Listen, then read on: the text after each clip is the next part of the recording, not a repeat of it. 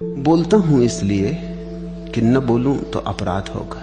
जो मिला है उसे बांटना जरूरी है। जो मिला है उसके मिलने में ही ये शर्त है कि बांटना जरूरी है। मिल जाए और न बांटो तो कंजूसी होगी। और सब कंजूसियां माफ हो सकती हैं, लेकिन परम सत्य मिल जाए और न बांटो तो यह अक्षम्य अपराध है। यह कभी भी क्षमा नहीं किया जा सकता। ये बिना लिखा कॉन्ट्रैक्ट है, किसी कानून की किताब में नहीं। ज्ञान हो जाने के बाद सोचा क्या कहूं, कौन समझेगा। फिर जो समझ सकते हैं वो मेरे बिना भी समझ लेंगे। 100 में कोई एक आध, 99 तो ऐसे हैं कि मैं कहूंगा कहता रहूंगा और वो ना समझेंगे। क्या सार। मगर इन दोनों के बीच में भी कोई एक आध है जो किनारे पर खड़ा है। कोई धक्का दे देगा तो गिर पड़ेगा सागर में, किसी ने धक्का ना दिया तो खड़ा रह जाएगा। कुछ तो बहुत दूर है सागर से, आप कितनी धक्का दो वो ना गिरेंगे। गिरेंगे भी तो जमीन पे गिरेंगे, उठ के खड़े हो जाएंगे और गाली देंगे कि क्यों धक्का दिया, हम भले चंगे जा रहे थे और तुम्हें धक्का देने की सूझी।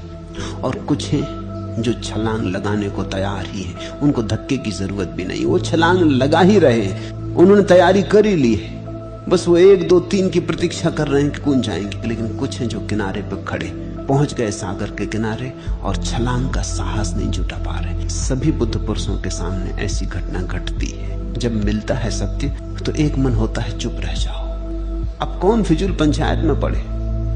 और यहां ऐसे लोगों की हीरा भी दिखाओ तो वो कहते हैं कहां है हीरा, दिखाई नहीं पड़ता। और कौन जाने ये आदमी धोखा दे रहा है कि लूटने आया कि क्या मामला है। ईश्वर, आत्मा, निर्वाण, मोक्ष होते थोड़ी बातचीत है। किसी और को उलझाना, हम बहुत समझदार हैं, हमें ना उलझा सकोगे। कभी कभी ऐसे लोग आ जाते हैं जिन्हें हीरा दिखाना ही पड़ेगा। न दिखाओगे तो तुम भीतर ही भीतर खुद अपराध भाव से गड़े जाओगे। इसलिए बोलता हूं कि तुम मुक्त हो सको। बोलता हूं कि तुम बंधे हो न मालूम कितने प्रश्नों की जंजीरों से। बोलता हूं कि वे जंजीरें टूट सके, किसी उत्तर की तुम्हें झलक भी दिखाई पड़ जाए, तुम्हारी आंख जरा आकाश की तरफ उठ जाए।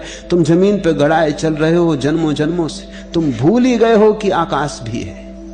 बोलता हूं कि तुम्हें याद आ जाए कि तुम्हारे पास पंख हैं जिनका तुमने उपयोग ही नहीं किया। तुम उड़ सकते थे और नहीं उड़े, तुम उड़ने को ही बने थे और तुम नहीं उड़े। उड़कर ही तुम्हारी नियति पूरी हो सकती थी और तुम जमीन पर घसीट रहे हो। तुम घसीटने के लिए बने नहीं हो। इसलिए बोलता हूं। मैं तुमसे जो बोल रहा हूं उसमें कुछ विज्ञान है, जो मैं बोल रहा हूं उसमें कुछ मंत्र है। इन मंत्रों को अगर तुम समझ लो तो तुम वापस वहां पहुंच जाओगे जहां से आए हो, मूल स्रोत तक।